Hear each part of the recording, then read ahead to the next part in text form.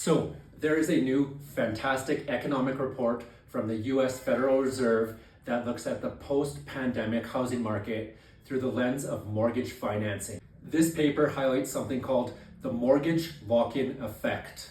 While the report focuses on the US market, where homeowners secure 30-year fixed rates, the exact same psychology is happening right here in Canada, but just on our 5-year mortgage cycle. And if you want to know why the Kamloops real estate feels so strange right now, this is the answer. Now, let's look at the data for Kamloops. On this chart, we have indexed the seasonally adjusted sales, listings, and overall valuation of all single-family homes in Kamloops, updated on a monthly basis. Look at this massive discrepancy.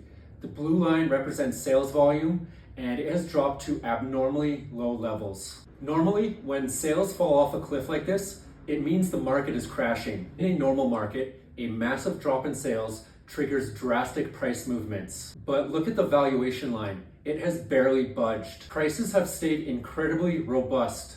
Why? The explanation becomes pretty obvious when we overlay the prime interest rate. You can see a perfectly aligned mirrored reaction. When rates started shooting up, sales volume started crashing down. This is the lock-in effect in action. And yes, high rates did eliminate a lot of buyers from the market. But crucially, as the research paper explains, the high rates also eliminated the sellers. If you locked in a mortgage at 2% in 2021, you're not going to sell your home today because you would have to buy your next home at 5.5 or 6%.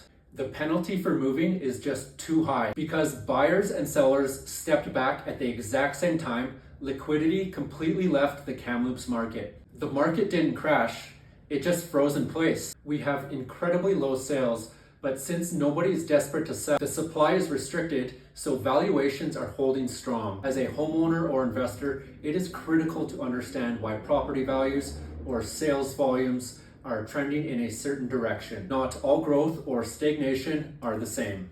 Real estate is incredibly complex, and the mechanics driving it are highly localized. What is causing a freeze here in Kamloops may be completely different than the economic drivers in Kelowna or Vernon.